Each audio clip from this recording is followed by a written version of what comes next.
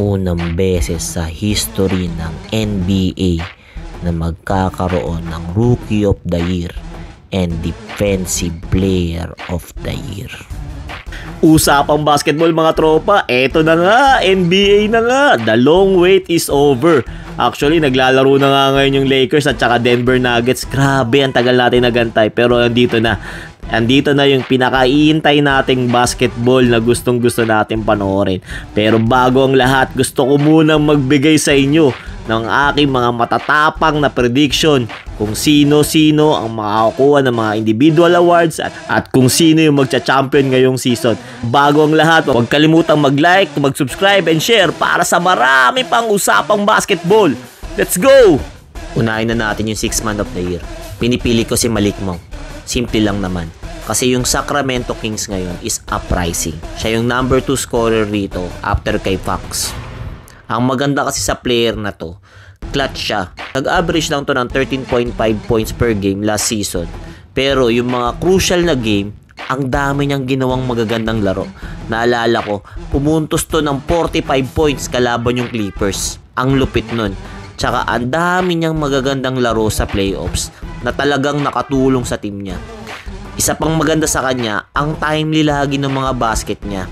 Hindi siya kinakabahan at alam niya kung kailan dapat umiscore. Sigurado, mas buo na loob nito ngayong season dahil nga sa playoff experience niya. Baka mag-average ito ng mga 17 to 18 points per game na magpapakuha sa kanya ng 6th man of the year.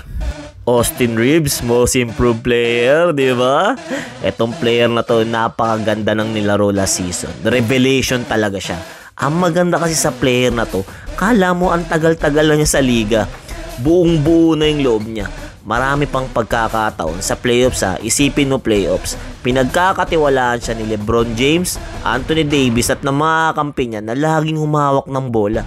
Isipin mo LeBron James, pagkakatiwalaan ka na magdala ng bola sa mga crucial na laban. Ang maganda sa player na to, lalo pa siyang nag-i-improve kasi ibang klase talaga yung work ethic nito. Napasama nga to sa USA team At nakita natin gustong-gusto talaga siya ng mga coaches nun. Kasi nga, iba yung work ethic niya. For sure, mas tataas pa yung laro nito at baka mag-average na to ng 20 points per game ngayong season.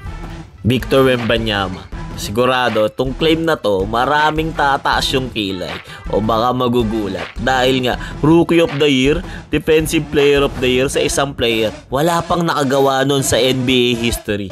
Pero nakita naman kasi natin, ibang klase talaga tong player na to.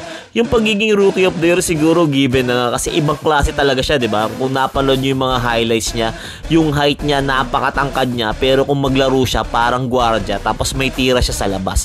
Pero yung talagang nakita kong pinaka-advantage nitong player nito comparing sa lahat ng player, iba talaga yung defensive prowess nito.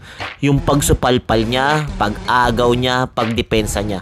Mabilis kasi yung legs niya comparing sa height niya. Kaya kayang-kaya niya yung mga lateral movement na hindi siya naiiwanan.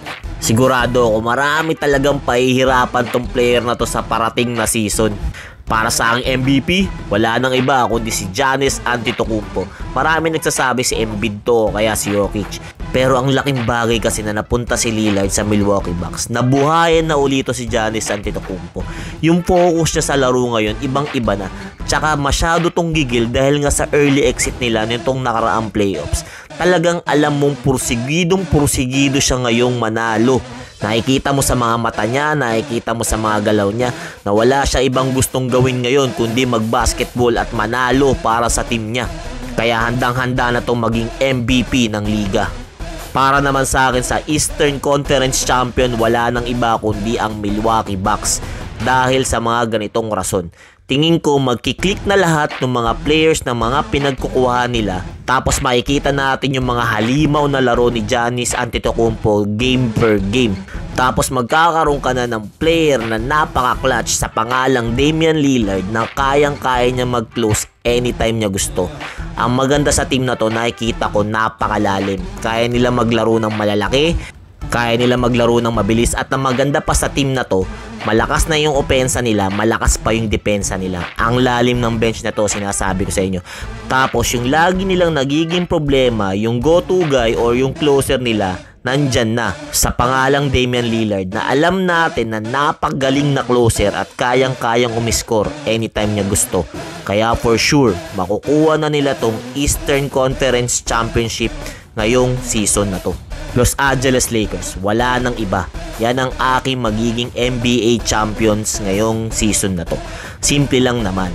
Dahil sa nakaraang season, after nung trade deadline, sila yung may pinakamalakas na lineup. Isipin mo, yung mga players nila hindi pa ganoon katagal nagkasama-sama para mag-practice, pero ang layo na nang naabot nila. Tinalo lang naman sila ng Denver kung sino yung nag-champion. Pero kung tinalo na yun, most likely sila na talaga yung magcha-champion last season.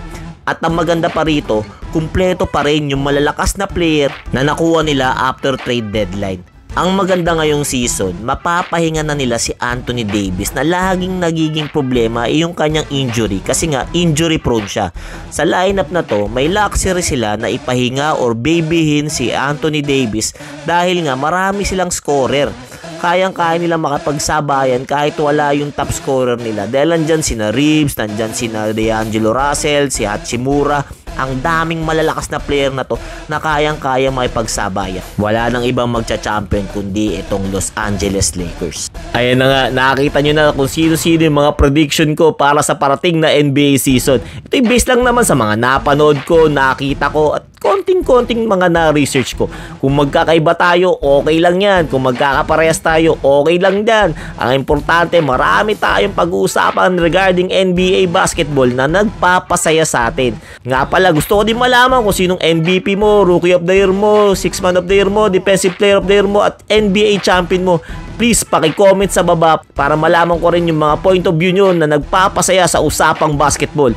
Huwag kalimutang mag-subscribe and share para sa marami pang usapang basketball. Thank you!